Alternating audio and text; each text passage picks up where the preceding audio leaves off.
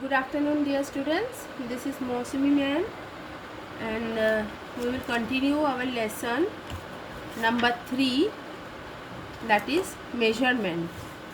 So, last day I had explained you up to page number 239. So, today we will start from measurement of mass.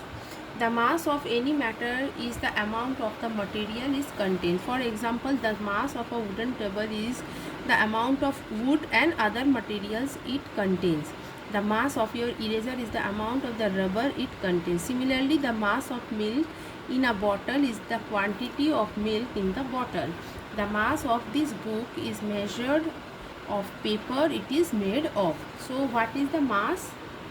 Mass of any matter is the amount of the material it contains. मतलब किसी भी चीज़ का मास मतलब होता है जो भी material उसके अंदर होता है उसको ही हम मास बोलते हैं. जैसे कि वुडन टेबल का मास होता है जो जितना वुड उसमें है वही उसका मास है. इरेज़र का मास होगा जितना रबर उस इरेज़र में होता है वही होगा उसका मास. ऐसे ही मिल्क के बॉटल में जितना मिल्क उसमें रहेगा वही उसका मास होगा. और एक बुक में जितने पेपर्स रहेंगे वो होगा इस बुक का mass. Mass is measured using different kinds of scales और balances.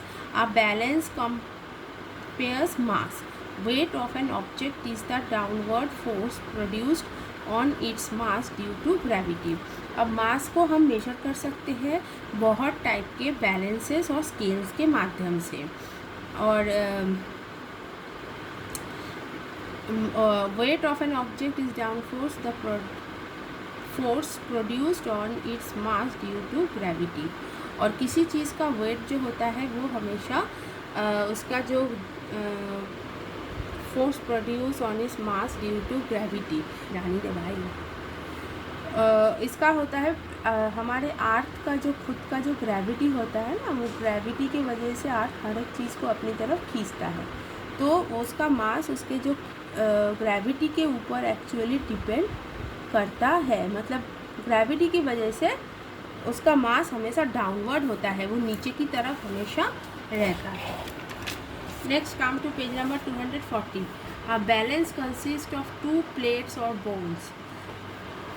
One plate holds an object of unknown mass while known masses are added to the other plate until the plates come to the same level, which happens when the masses on the 2 plates are equal. मतलब इसमें आपको बोला है जैसे आप कैसे 2 plates को balance कर सकते हो.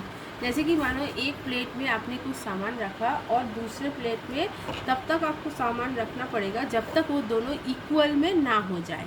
तो जब तक वो इक्वल नहीं होता है तब तक आपको उस दूसरे प्लेट में सामान रखना होता है.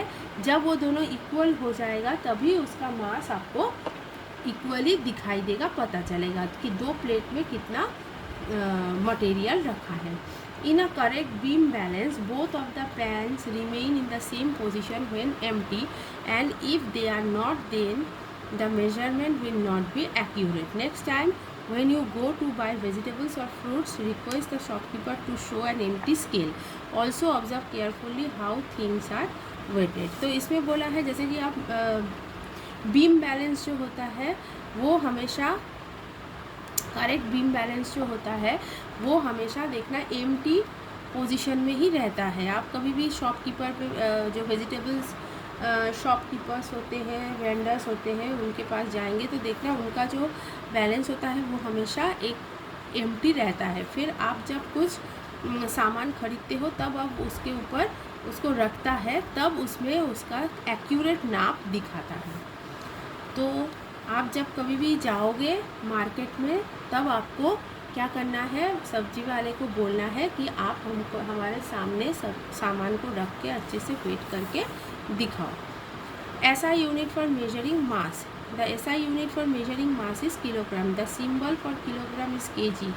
Grams and milligrams are its sub-units. Milligram is the smaller unit than gram. The symbol for gram is G, whereas mg is the symbol of milligram. तो SI यूनिट ऑफ मेजरिंग मास मतलब wait नापने का SI unit है kilogram, और kilogram का symbol हम लिखते हैं kg.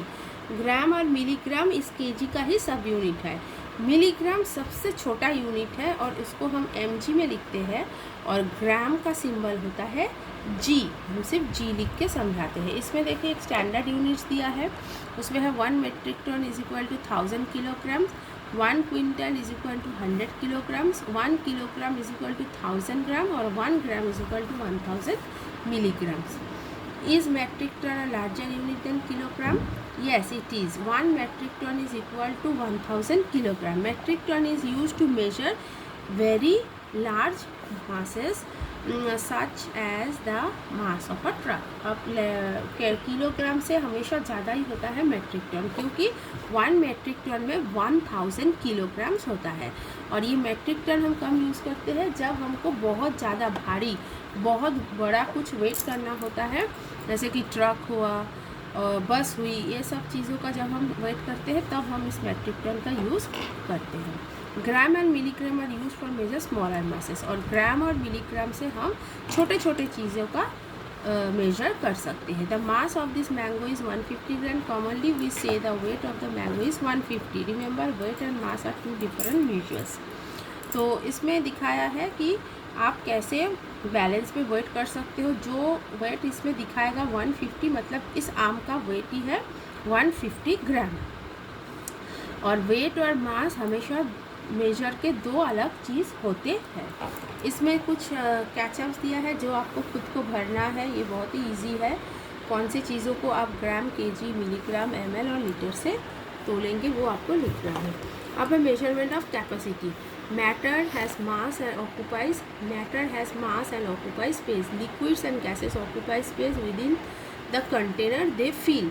अब देखो, कोई भी मैटर है, कोई भी वस्तु है, वो क्या करता है, कुछ जगह उसमें करके रखे, मास एंड ऑक्यूपाई स्पेस, उसका वेट भी होता है और कुछ जगह को घेर के भी रखता है। लेकिन लिक्विड और गैस क्या होता है, जिस कंटेनर में हम उसको रखेंगे वो उसका ही शेप ले लेगा। ठीक है। The amount of the liquid और gas the container can hold is called the capacity of the container. अब इस कंटेनर में जितना लिक्विड या गैस आप भर सकते हो, जितना इसमें आएगा, उसको ही इसका कैपेसिटी बोला जाता है। Volume is the space a substance occupies और कंटेन।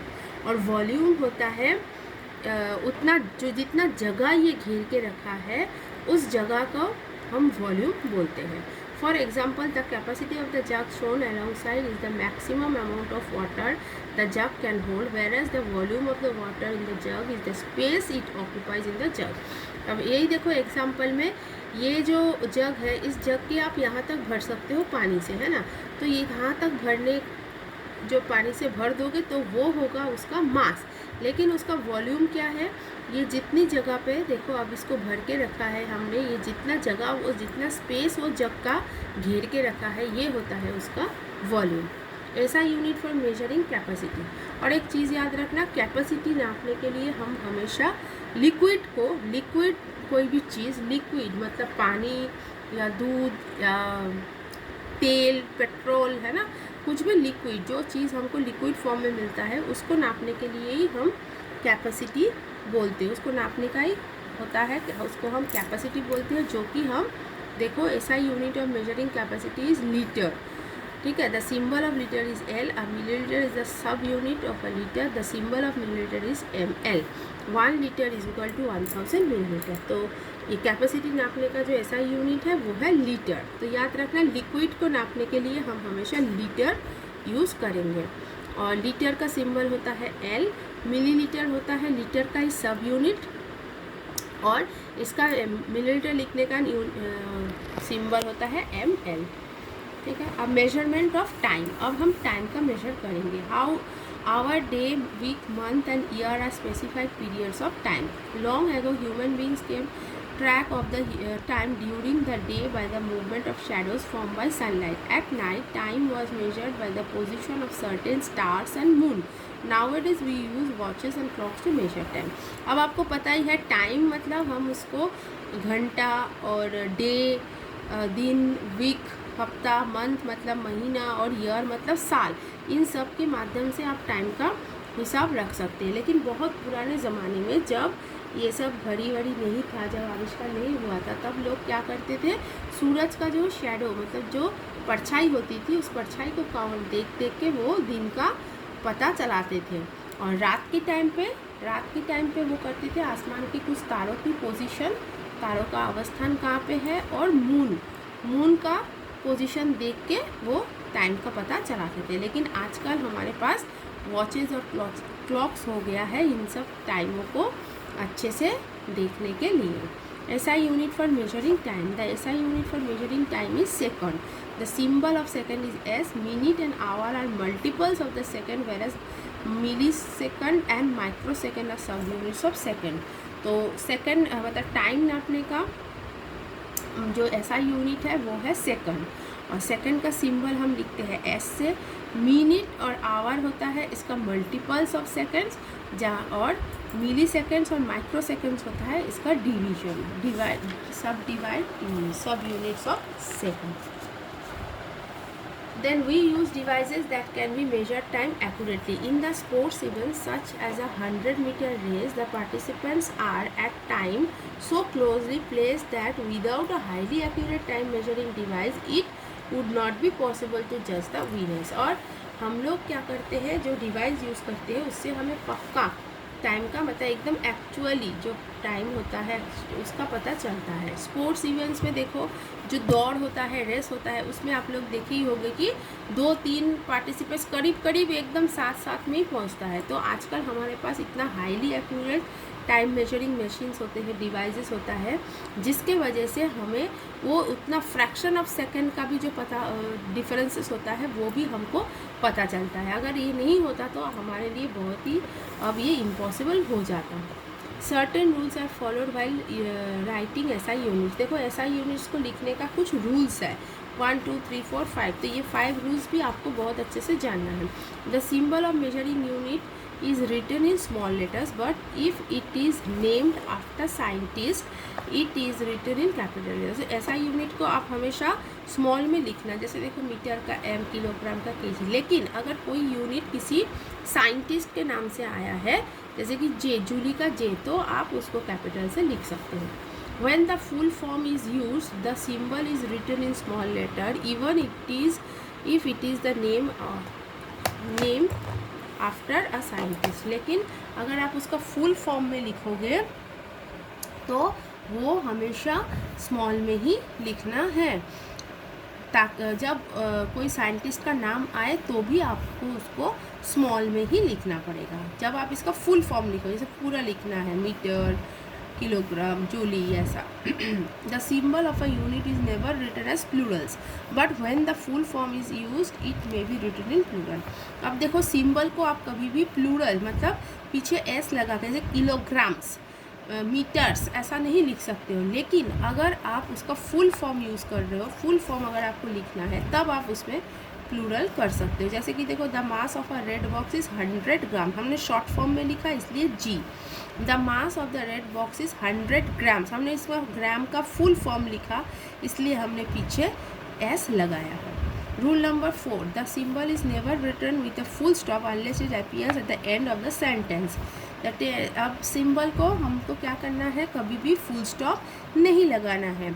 अगर वो लाइन के लास्ट में एकदम एंड में आता है तभी आप उसके पीछे फुल स्टॉप लगा सकते हो। The road is 10 metre wide, देखो इसमें 10 मीटर बीच में है तो आपको फुल स्टॉप यहाँ नहीं लगाना है।